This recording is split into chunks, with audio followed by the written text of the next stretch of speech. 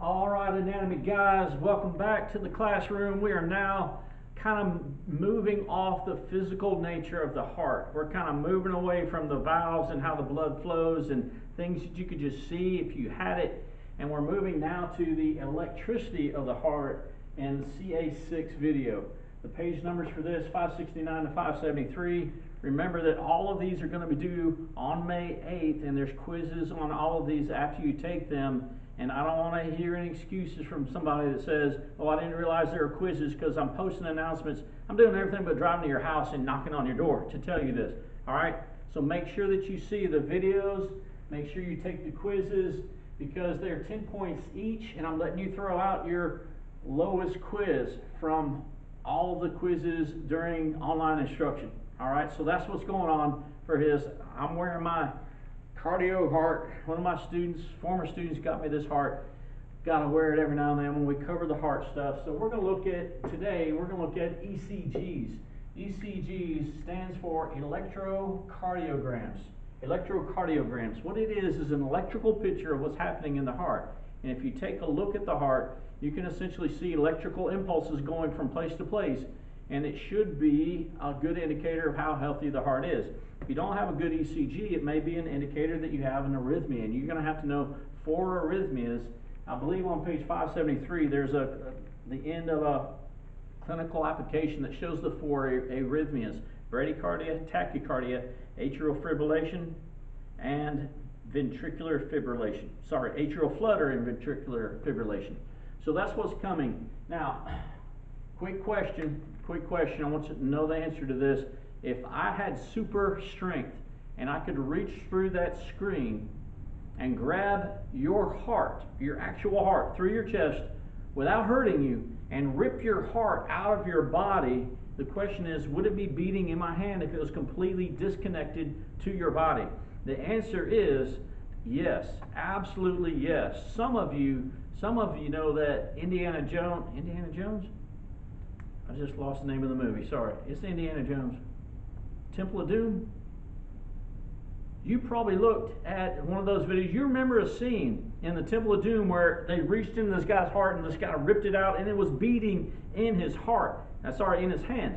I may publish a little video, like a 10-second video of a deer heart that's ripped out of the deer's body. It's also beating outside of the body. Now, it's not going to be for long. It's going to be for a while. It's going to stop. But the heart has inside it its own internal pacemaker. An internal pacemaker that sets out a rhythm, a beating rhythm, an electrical impulse on its own. But that's going to come kind of in this. But let's go ahead and look at one heartbeat. This is going to be one heartbeat. Now, typically, you're going to have a bump. And that bump and that heartbeat, the first heartbeat, is called the P wave. Okay? The P wave is going to stand for atrial depolarization.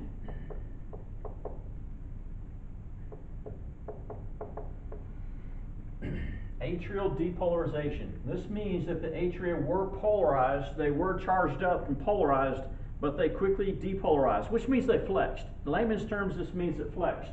So let's go over something really quick. Hopefully it's going to make sense. Let's say that we have a cloud. That's a beautiful cloud, one of the best I've ever done. And let's say that it's polarized. If a cloud moves across the ground, many times it will polarize. That means the charges are going to separate. It's going to have a highly positive side, a highly negative side. A polarized cloud is dangerous because it wants to depolarize. It wants to get rid of all those charges. Now, sometimes, let's say you have somebody who's really tall, sometimes it will find a charge that's opposite of its lower charge and it will depolarize.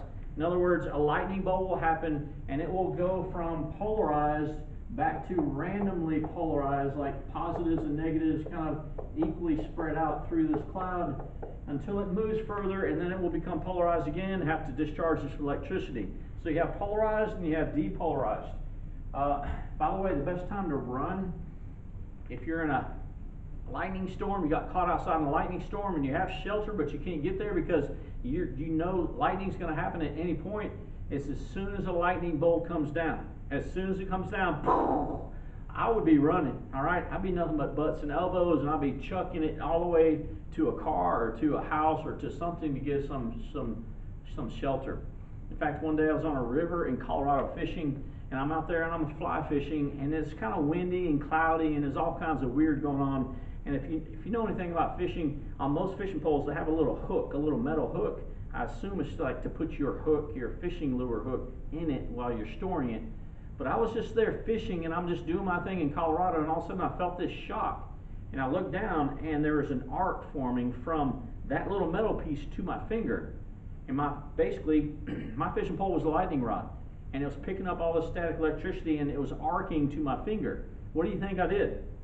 I dropped the fishing pole, and I went running to this boulder, under this bowl. I was trying to get shelter. About the instant I got there, boom, a big lightning bolt hit, scared me to death as that cloud depolarized after it became polarized. Now, atrial depolarization, this little bump in the ECG, this indicates the atria have flexed. Atria have flexed. Boop, boop. Now they need a little bit of time before they can flex again. So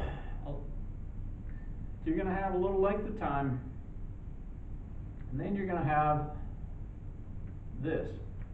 This is going to be called your QRS. I shouldn't have written this the way I did it. The QRS complex.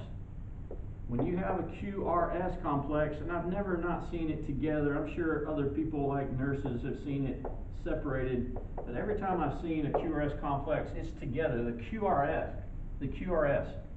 All right, the QRS represents ventricular depolarization. Okay, in other words, the ventricles, they did their thing, they flexed. That's layman's terms for it. Ventricles did their thing. The ventricles, why is it so much bigger of an electrical event? Because the atria are so much meatier. There's so much more tissue there. It's a bigger electrical event in the ventricles, because the ventricles are like 90% bigger than the atria. It's huge. And so its electrical impulse is huge. All right, so now after the ventricles go, then you're going to have this T wave. And this T wave represents ventricular repolarization. In other words, the ventricles are charging back up at this point, and it's kind of like, they're like, okay, ready to go. I'm ready for the next impulse. They're charged back up. The ventricles are, they're charged back up here, and they're ready to flex and fire again. All right, small event, this is a small event, and this is essentially one heartbeat. Now, if you're thinking right now, if you're with it right now, if you're just not daydreaming, just watching this because you have to take a stink, if you're thinking, which I hope you're always doing, you realize something's missing. And you look at this and you go, wait, something's missing, V, you forgot something. Well, I didn't forget something, but hopefully you can pick out what's missing. Hopefully you can pick out atrial repolarization, because the atria depolarized, they have to repolarize, right? Well, atrial repolarization happens, but it typically, if your heartbeat is normal, it happens during the QRS complex. And so you never see it because the QRS is such a bigger event, electrical event, that you don't see the atrial repol. It's happening, but it's hidden by the QRS. That's if your heart is normal. All right, so this is one ECG, one heartbeat. All right, so what would happen after the T then if you're normal? After the T wave, what would happen? If you're with it, this is no problem for you. Well, you're thinking, well, that's the P wave of the next heartbeat. Yes, it's the P wave of the very next heartbeat will happen after the T. Now, the distance between the P wave and this, the Q, this is called the PQ interval. The PQ interval. Now, if your heart is timed properly, if it's working properly, if all the things happen right, there should be a predictable amount of time between this, because this actually, all this distance represents the amount of time before one event happens and the next event. And your heart should be, it should be rhythmed properly, okay? It should be timed properly. So cardiologists know there's a certain amount of time that needs to happen before that ventricle needs to go. So if the PQ wave is too long, it's an elongated PQ wave, cardiologists go, wait, there's something wrong here. The atria get their thing done, and then the ventricles take a long time to get their thing done, so there's something going on. There's damage to this heart that's stopping electricity from flowing through it properly if you have an elongated PQ interval. Now I want you to think about this. Let's say that the distance from a T wave to the next P wave should be about here, like this much. But let's say the next P wave actually happens right here. What does that mean? That means you have something called tachycardia. Tachycardia, which is a fast heart rate, super fast heart rate. In other words, if you have a whole bunch of activity in a short amount of time, your heart's beating a whole lot in a short amount of time. Tachycardia is defined as 100 beats or more as a resting heart rate.